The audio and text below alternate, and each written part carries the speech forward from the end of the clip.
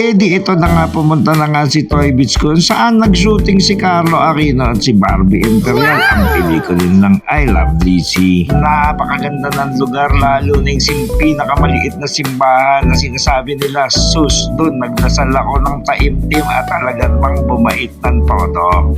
Eh ano pang gagawin? Siyempre di iikutin ng buong lugar at napakaganda naman talaga, na relax ako. Dito naman sila nag-shoot nung naglasingan sila at naman nalasing talaga si Barbie nung panahon na yun. Pag kayo nasa Bicol ay talaga naman puntahan nyo tong farm plate. Napakaganda, pwede mga pang Instagram at saka pang post nyo na pictures at video. Ika-second day, palalampasin ba natin ng ATV na kung saan talagang iikutin natin ng mayon.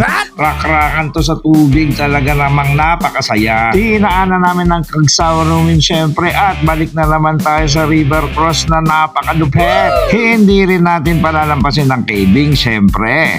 Sobrang saya talaga na experience na to, talagang ang sarap balikan, pero nga lang ang sakit sa wangkata dahil ang lolo nyo napasabak ng tunay. Ikatlong araw, syempre magbe-beach dapat. Hindi dapat din niyang palampasin ang Misibis Bay. Kita niya naman, nag-relax dito na mala Richard Gomez. Maganda din naman ang bida natin na pugi siya. Napakaganda talaga dito sa Misibis Bay. Relax na relax kami. Parang kami lang talaga ang tao. Pero ang naisip ko, teka, kanino nga ba to? Kay Saldi ko pala to. Huwag niyong isipin na bigyan ako ng maleta ha. Delikado tayo dyan. Baka mapatawag ako sa Senado. Sobrang nag-enjoy talaga ang usapang Tormots dito sa Bicol. Napakabait na mga tao. Ang sarap ng pagkain.